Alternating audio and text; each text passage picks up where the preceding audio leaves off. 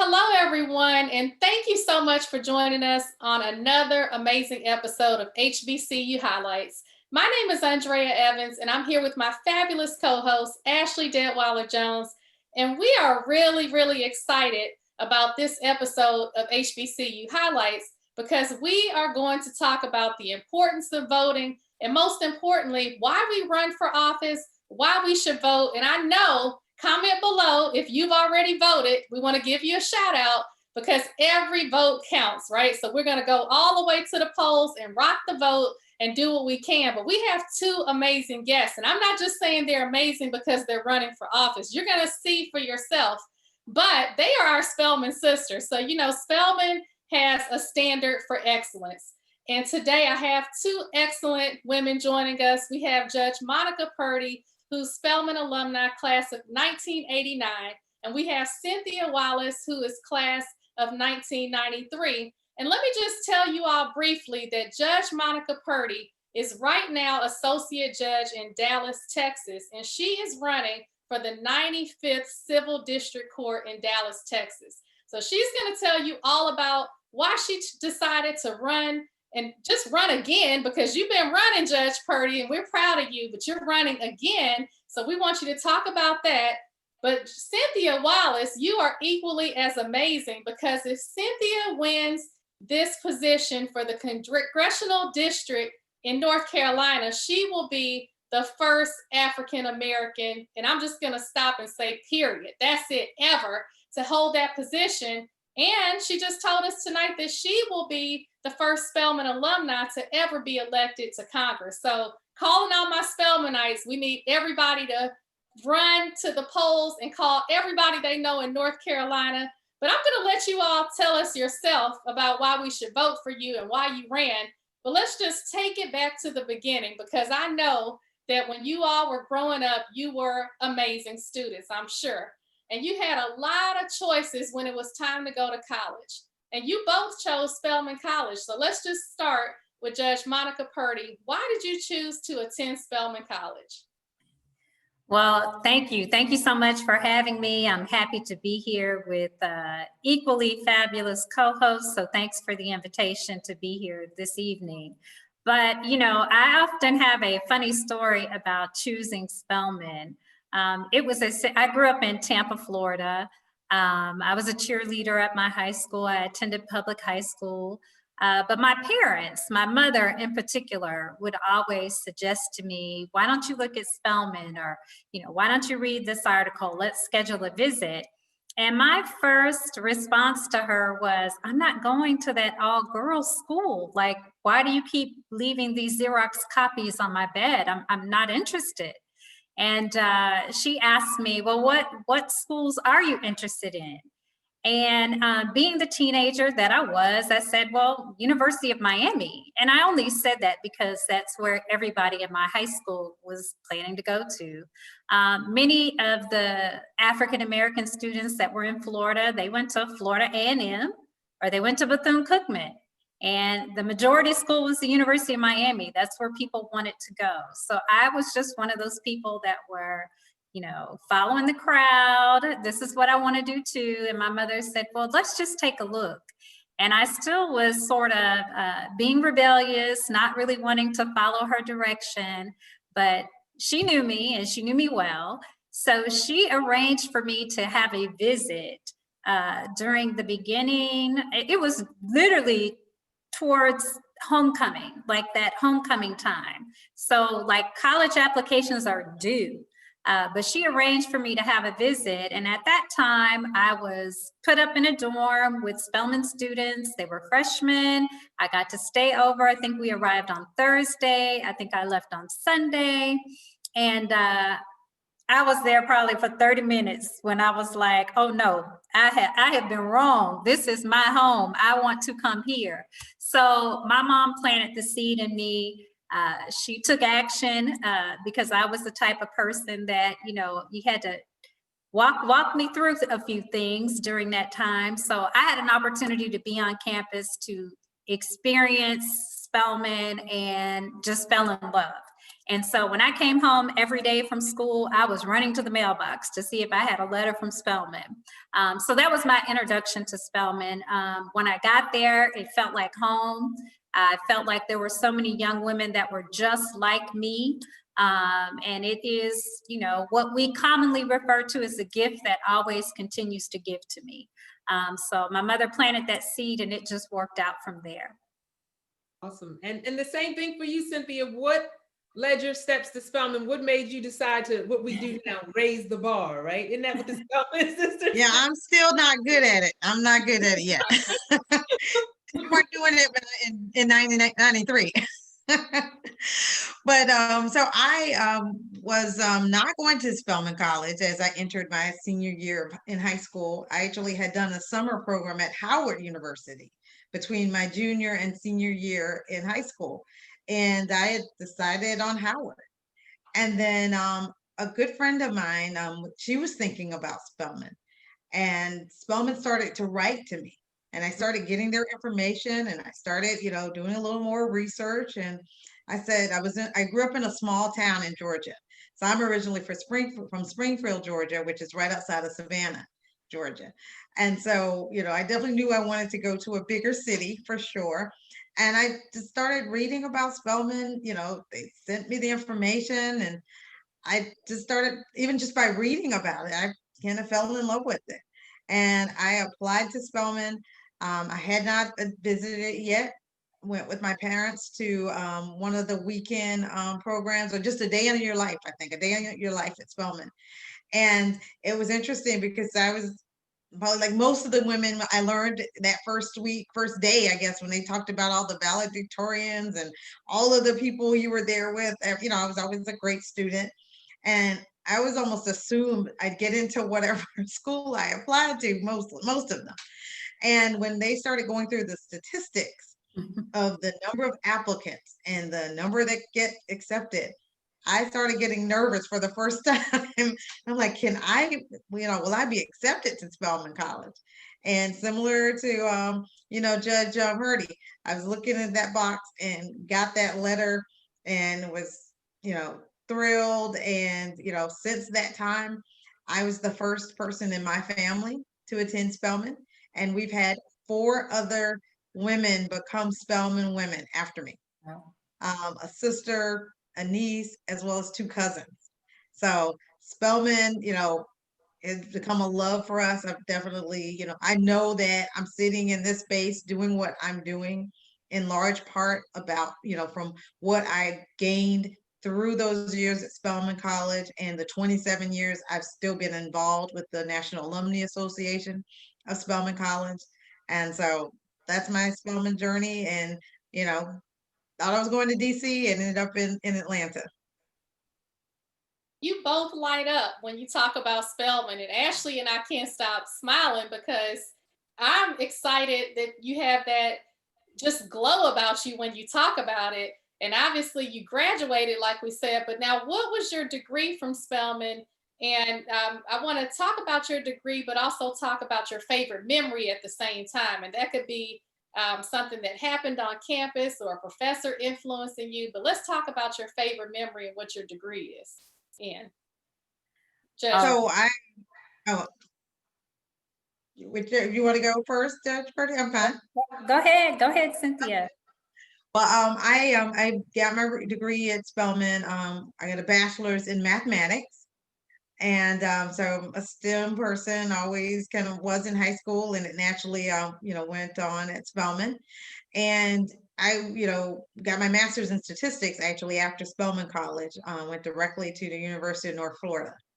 And so, I would I'm going to give 2 quick memories. One happened at Spelman and one happened at University of North Florida. So I had such a privilege just this past Saturday to actually tell a professor in a Zoom room like this, the difference she made in my life. A professor at Spelman. I had a fundraiser hosted by a Spelman sister, and one of my professors attended. She was the chair of the math department at the time, and I was a senior at Spelman, and it was probably like no more than a month or so before graduation. And I was walking in the halls of Tapley, and she said, "Miss Wallace, come into my office. I just want to talk to you for a few minutes." I walked into her office, and she said, "What are you doing after Spelman?" And I said, "Well, I'm going to go home, and I've, got a job. I'm going to teach for a couple years as a mathematics teacher in our middle school, and then I'll go back to grad school." And I was a poor, college student. I was ready to make money. And she said, "Well, I thought you were going to graduate school." And I said, "Well, I decided to just, go, make money for a couple of years and then go to graduate school." And she said, "The University of North Florida was just here, and they are looking for students. They really want to diversify their program, and you really should talk to them." She gave me the number. I talked to the gentleman, and he said, "What's your GRE?" Because I had done all of the prep work, to go to graduate school. And, I told him, he asked my GPA, and he said, "You've got to get this application in." It was probably 24 to 48 hours. And I reached out to Miss Maupin. I didn't, I hadn't completed, I didn't have, recommendation letters because I decided a different path. And Miss Maupin from, she taught a lot of our business classes. Mhm. She wrote a recommendation letter for me that I think I picked up at her house at like 10 p.m. And I completed the application. And the next thing you know, I'm going to the University of North Florida, where I ultimately got my master's in statistics. And I had an opportunity on Saturday to just tell her thank you. And I've told her the story over because, for her, it wasn't obviously probably as impressionable. But I've actually had an opportunity to tell her this, but to tell her this in a public space was one of the most special moments of this campaign.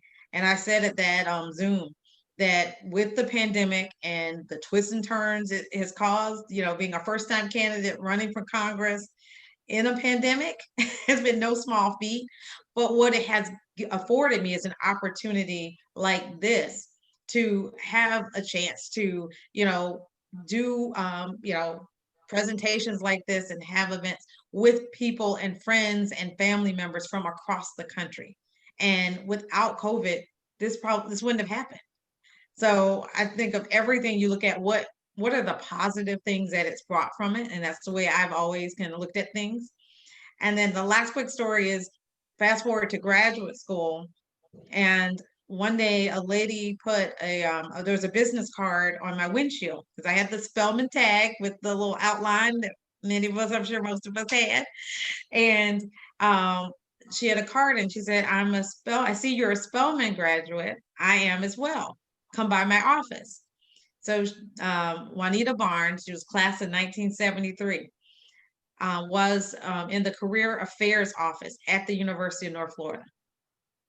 And I went to her office. She was active with the Alumni Association, which is why I got involved with the Alumni Association immediately after college because I met her. And she, was just fabulous to me, with helpful in terms of, summer programs, helping me find, internships, doing summer work, with programs that needed people to teach. She helped with that. And she was the Southeast Regional Coordinator for the Alumni Association. And fast forward to, was it 2014, X number of years later, I became the Southeast Regional Coordinator. And I know that connection to Spelman was because of Juanita Barnes and her just, pouring into me that allowed me to, get engaged and stay involved for over 20 years with the Alumni Association and even deepen my love of Spelman and my commitment to the school. That's beautiful. We love that. And again, same thing with you, Judge Purdy. Sure. That memory and your major, we want to know all about you and that journey through Spelman. Sure. Well, I was a political science major during my time at Spelman. I was pre-law. I knew I wanted to go to law school from the moment that I stepped foot on their campus, so I already knew that. I think one of my best memories, and there's lots, but I was actually in the class where we had a curfew. And so I have many memories of leaving parties early, while other women in the AUC Center got to remain because they were not under a curfew. And I remember with friends being let off at that back gate at Spelman and trying to run all the way to my dorm by midnight, before midnight, or I would be in violation of that curfew. I stayed in Packard Hall at the time. Packard Hall is now, I think, an administrative office. So it was not close to that back gate. And you had to have some speed in which to get there. So that is probably one of the funniest memories, just sort of the curfew that we had freshman year, just for freshmen. One of the and Judge Purdy, just a interjection. My class, when I came in '89, we were the first freshman class that didn't have a curfew. Oh, wow.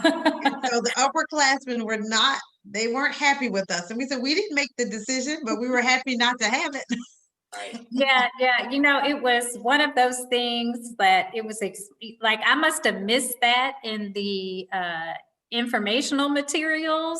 But when my parents were there during freshman week and the resident directors explaining the curfew, I'm like, curfew? You know, like, this is my first time away from home. What are you talking about, curfew? And my parents thought it was great. But, you know, many of the freshmen, we thought it was horrible. And it was even more horrible to be at a party for the AUC Center. And the DJ literally announced, all Spelman women, it is time to go. You will turn into a pumpkin. It is time. You have 30 minutes. I mean, it was a countdown. And we thought, okay, we can't leave now because everybody's going to know we're under the curfew. So we got to dance a little bit longer and wait and slide out of the party to get home. So did not seem fair then, but it's pretty funny now to think about all the things that we did to make curfew, to skirt curfew. So that's probably one of my best memories at Spelman, along with just the wonderful friendships and lifelong friendships that I found myself making while there. Well, I also want to know, just like so many people want to know, what's the process like when you decide you want to run for office? Because the thing I hear a lot now is we want so much change. You know, everyone's talking about change. How do we change things? And we talk about voting, but we want to be able to vote for people that are going to make the change. So there's so many of us that don't even know where to start. So Judge Purdy, talk to me about that process. You know, if you know, what was that like for you making that decision to go out to run, and what steps did you have to take?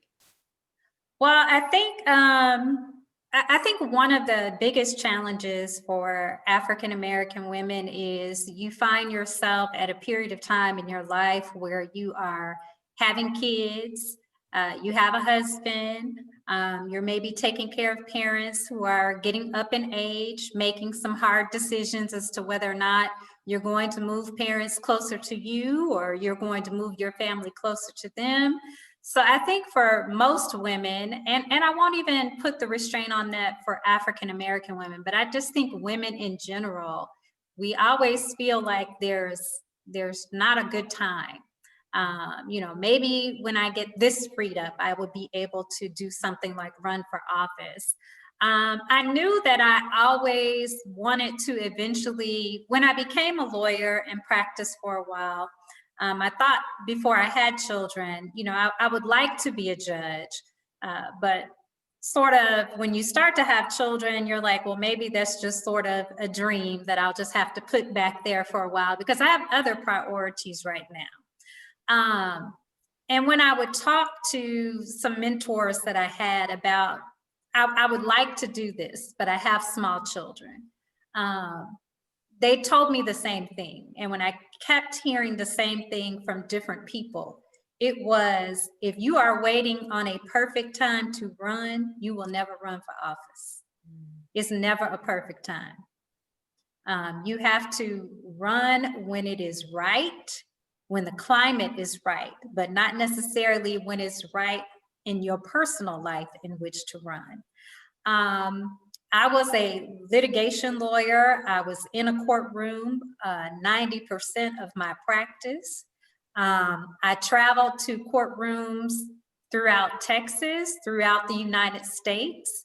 I can tell you that my travel throughout Texas, that was a little eye-opening. And I think probably what forced me to do it maybe sooner than later was just some of the unfair treatment maybe from judges that I thought I got. And I couldn't tell if it was the unfair treatment because I'm a woman, because I'm a person of color, or am I just not from your small hometown? So there were a lot of things sort of at play. But I kept hearing those mentors telling me it's never going to be a perfect time, never going to be a perfect time. You just have to jump in. And so I decided, you know what, I'm going to jump in. I had both of my children.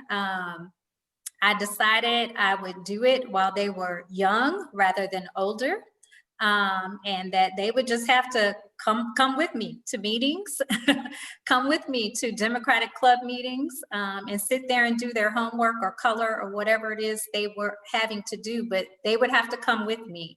And I thought to myself, you know, this isn't maybe such a bad thing. It's educational for them. And, you know, this is what we're doing right now. So I think that the process is not so much. It's much like any particular profession that you might be in. You have to figure out the avenue in which to get there. Here in Texas, if you're going to run for office, you can either pay a filing fee to be on the ballot, or you can do what most people do, and that is go around and talk to voters and have them sign your petition to be on the ballot. You have to gather so many signatures in which to do that. I was already out in the community doing a lot of things that resembles community service.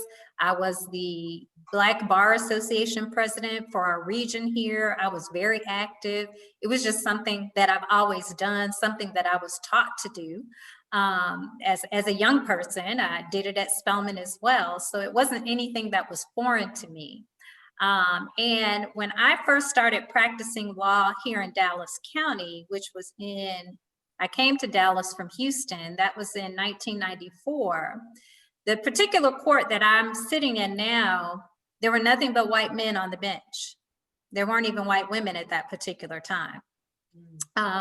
So it was kind of one of these things, can I see myself sitting in one of these particular seats? And then of course, as time began to change and demographics changed in our county, those seats started to look a little bit differently.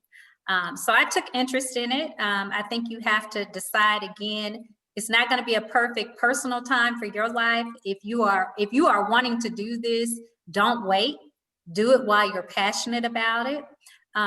It does open you up, your personal life up. You know, there are personal finance filings and things like that I have to do.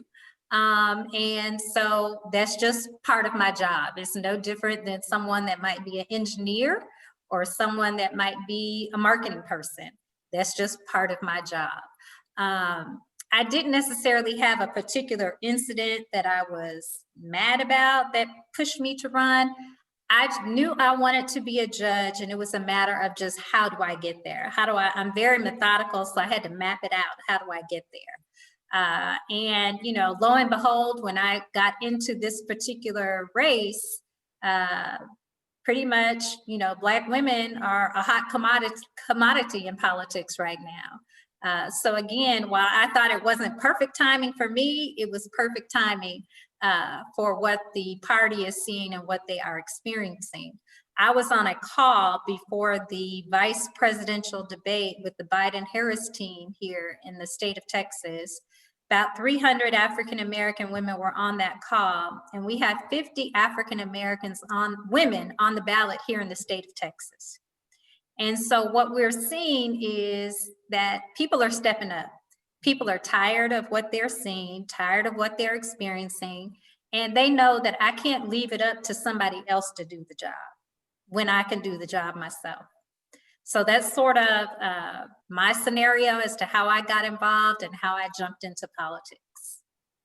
Wow, well, that is so inspiring. And I love what you said about the timing. Like, there's so many things that we all want to do that many of us put off, because we say the time is not right. And I love that you took action and you did it. And congratulations. And I'm excited to hear from you, Cynthia, next, because you kind of have a non traditional path. Like, it makes sense that Judge Purdy would have to be a lawyer, practice law, give back to the community, and then aspire to become a judge and become a judge. But you graduated from Spelman with a math degree. Now, I also graduated from Spelman with a math and engineering degree. So, shout out to all the math majors and math students at Spelman. But tell us, how did you go from math to running for Congress? What inspired you, and what is your career path like that you go from math to finance to running for Congress? Please tell us more. So, and I definitely loved what Judge Purdy said as well about the timing. There's never going to be a right time. So, you've got to pick the time. Or sometimes the time picks you, which is probably a combination of what has happened with me. But my dad actually was a civil rights activist. So when people ask me when I got started in politics, I basically say before I was born. He actually helped co-found the NAACP in 1968 in our small hometown that was 13% African American.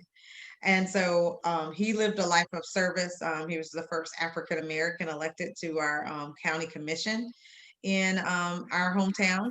And so, I definitely always was involved in, what was happening in the community and seeing activism firsthand, being a part of it as a child. But I did kind of go this math and business route for sure, 20 plus years. And then 12 years ago here in Charlotte, I got involved as a volunteer with President Obama's, or then Senator Obama's, campaign to become president. And I walked into a volunteer office, his campaign headquarters, and said, I'm a volunteer. I'd like to help. And from there, I got more involved in the political scene here in Charlotte. So I continued to stay engaged. And I became a part of the Democratic Party structure as a precinct chair, which is the ground level grassroots person helping organize my area. And I became a delegate in 2012 for the Democratic National Convention. And it was here in Charlotte. So that was a once in a lifetime experience for, President Obama's second nomination. And then in 2017, I became the chair for the 9th Congressional District. And so for the Democratic Party, which is the district that I'm running in, the 9th Congressional District for North Carolina. And I just did the work, did service, volunteer role with the full-time job, working to organize folks in 8 counties of the district. So my evenings and my weekends were very full leaving Charlotte. And actually, I grew up in a really small town, as I mentioned. And that experience actually gave me an opportunity to reconnect with my rural roots. I went places that felt like my Georgia home church, or that felt like the people I grew up with, or felt like my aunts, my cousins. And so I just started to love the district. And I worked hard with other candidates who tried to win this seat. And we actually had the infamous absentee ballot fraud that people may have heard about around the country that happened in one congressional race in 2018. That was my district. So I actually turned into a bit of an activist in this role, holding rallies, fighting for a new fair election. And then we had that second election, and the candidate who won wasn't in my party, and he didn't show up for us. He missed a third of the votes in his first month in office. That was in September of last year. Filing was starting in December, and I definitely had folks who were, talking to me about running. It's something that was kind of in the back of my mind, but not necessarily 2020. And I, got a lot of encouragement from people in the district who had seen my work, knew my, care and concern for the folks. And I prayed about it, talked to my family, and 10 days before filing was going to close in December, I started assembling volunteers to help me make this happen. And I jumped in the race in December of last year. And that was 3 months before the primary. and was able to get 56% of the vote in a four-way race, 3 men and Cynthia. Wow. And, you know, I felt called to do it. There was lots of confirmation. You know, I'm a spiritual person, and I had a lot of confirmation at the time I was making that decision. And even with the twists and turns of 2020, that confirmation still is there. And I'm in this race for a particular time. And as Judge Purdy said, I think the voice of Black women are needed now even more than ever. And with, you know, the pandemic, with the social unrest, having my voice here, I think in particular was what, you know, I think it's a specific voice that wouldn't have been at the table, you know, if it had been two white men running for this seat, which has been the pattern for years and years and years, no matter which party. And so that's kind of how I got into it. And, you know, so volunteering got me more involved in politics. And so I learned a lot through that process. And my professional career is in risk and regulatory compliance. So I interpret laws for my company. And I often say now I'm going to start writing the laws once I get elected to Congress. Well, we want to make sure both of you guys, ladies, sorry, are elected. And we want everyone to know exactly why they need to get out to the poll, besides you are raising the bar in your Spelman women. But Judge Purdy, if you can start by telling us why should we vote for you? And then Cynthia, if you can wrap up in like a minute and tell us why we can vote for you in about a minute. Sure. I'm happy to share that. Here in Tech, let me say this because I know that our viewers are from all over, but here in Texas, we do elect judges. In some states, they don't elect judges. They could be appointed by your governor, or there could be a retention election to keep judges. But here in Texas, Texas is one of the few states that we do elect judges in our state. They have to you run a partisan election. So there's going to be a candidate that's a Democrat, and there's going to be a candidate that's a Republican. I'm the Democratic nominee. I do have an opponent in the general election. I have a Republican opponent, but what I am telling voters and constituents when they ask that question of me, why should I cast my vote for you? I tell them because I'm trusted, tested, and experienced. And if you have a case before the court, do you want someone that is trusted, tested, and experienced, or do you want someone that has literally been on the job for 14 days? My Republican opponent has been defeated in this county for the last 6 election cycles. He is a person that runs every election cycle as a Republican. Nice guy. However, the governor appointed him to the seat that I'm running for at the end of July. So he's had no trial experience while he's been there, and just not somebody who you would want sitting before your particular case. This is not a job. I've been doing it for the past 7.5 years. This is not a job that I would purport that you can get on the job training. You need someone that knows what they're doing. You need someone that can serve you on day one. And I am that candidate, ready to serve you on day one. We have judicial bar evaluation polls in our jurisdictions where the lawyers that appear before these courts get to anonymously grade the judges that they are appearing before. I have a consistent 90% rating with these attorneys that appear in our courts. When people ask me, how can I tell if somebody's a good judge? I tell them, you should look at the bar evaluation poll. Is that 100%? Probably not 100%, but it gives you some indication as to how at least the bar thinks this judge is performing. So my opponent does not have those rankings. And again, I would just leave you with those three words. I'm trusted, tested, and experienced. I'm telling people on social media, justice is on the ballot.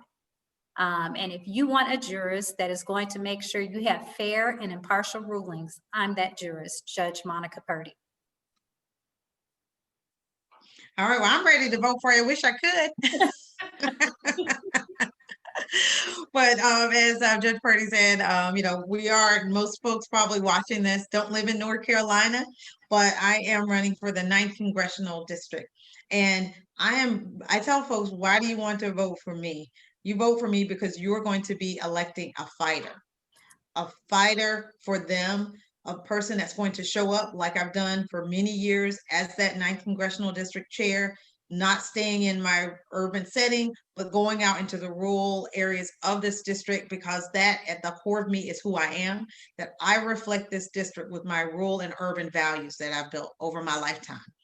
And you're going to have a fighter that's going to be fighting for economic outcomes for folks in this district, fighting for better paying jobs with livable wages, fighting for access to affordable health care, fighting to help lower their prescription drug prices, a fighter that's going to make sure that we expand their access to broadband for much needed telehealth and remote work, which has become a critical issue as we've seen, as we've gone through this pandemic, though it was on my issues and concerns back in December, well before the pandemic hit.